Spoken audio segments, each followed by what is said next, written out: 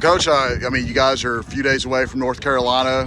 What's the overall thoughts on the tight ends, how they're doing this fall? And yeah, been pleased with these guys. You know, I got a group of veteran guys with Chase and DJ. Been here a long time. You know, they did a great job being this fall.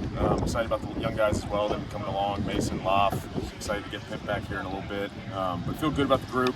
You know, we've kind of worked on physicality in the offseason, being able to run the ball, taking a step forward in that regard, and then being able to be dynamic in the pass game and be able to separate the top of your routes. And I think they've done a good job of that so far. Skill set wise, it feels like you got kind of a complete mix in there. They each bring a little something to the table.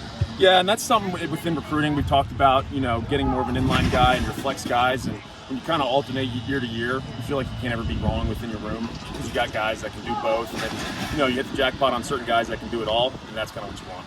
With DJ, he's a guy that's kind of waited his turn, paid his dues. I guess, what are your own expectations for him this year? You know, I expect DJ to have a good year for us. I really do. I think athletically, you know, he's one of the more athletic tight ends in the country, if I'm being honest. He's got the ability to separate on deep routes and really run by guys. The biggest thing with him has just been run blocking. He's taken a huge step forward in that regard, so been proud of him so far. How big is it to have Chase Curtis back, not only from a leadership standpoint, but just personnel, just being what he's able to do? Yeah, you know, Chase definitely sets the tone for practice, for games, everything. He's physical. I mean, when I talk to guys about Chase Curtis, every play for him is the last play of the Super Bowl to go win the game. And that's just that attitude is infectious, it's contagious. Guys see it, and they start kind of running to him and doing the same thing. And I always joke, you know, Chase is closer in age to me than he is our true freshman and some of our sophomores. But it's been great to have him. You know, he's a leader.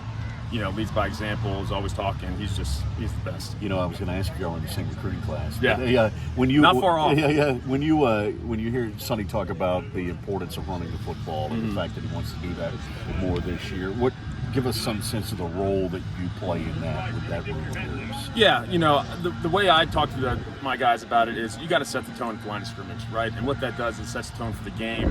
It sets the tone for the running backs, quarterback. The quarterback's going to feel good about being able to sit back there and throw the ball as long as we establish the run game, because now defenses have to kind of load the box a little more to stop that. I'm an O-line guy at heart, you know, so I know what it's like to be nasty and be physical and be in the trenches. So I've tried to kind of instill that into the tight ends as much as possible. How about the preparation for this group? I know it's hard, only one starter returning essentially, a bunch of new guys. How do you prep for it, or is it more about what you do? Yeah, I think it's more about what we do. You know, first game, there's always a lot of question marks. But, you know, we've got a lot of film to go back and study, and we've done a good job at that. At the end of the day, within the run game, your rules are going to take care of whatever fronts and blitzes that other teams throw at you. So at the end of the day, you know, we're going to be rule-oriented with our guys, and you kind of stick to your rules, and you should be fine. Hey, Coach, first games are always about identity. What do you want this team's identity to be this season? Physical, nasty up front, and be able to establish the run against anybody. Doesn't matter what they throw at us, we should be able to run the ball on anybody. And once you do that, the game's wide open for you. It looks like KB's getting a little bit closer to coming back. Whenever he is healthy, what can he bring to the room? Yeah, he definitely brings more length than some of the other guys. I mean, KP is a true, you know, 6'6 and a half, 6'7", 84-inch wingspan. So he's a guy we're going to be able to kind of single up and let just go up and get the ball and use his natural athleticism. Biggest question mark with him was run blocking, and in the spring he did a great job. You know, he's put on about 15 pounds since he's been here, which has helped him in the run game be more powerful, you know, be able to, you know, work backside cutoff and that type of stuff. So, you know, excited to get him back as well. Hey, Go ahead. Hey, Coach, how do you want to see your team set the tone early, especially in a season with current? Yeah, you know, going on the road, you know, it's always, I think it's more fun. The adrenaline's kind of pumping more, especially the guys that are going to play. Like I said earlier, we just need to go out, play our game, and start fast. You know, take care of the football, establish the run early, and the rest will take care of itself. You talked about DJ a second ago. Coach Knox was talking about his speed. What do you think he brings best to the table at tight end?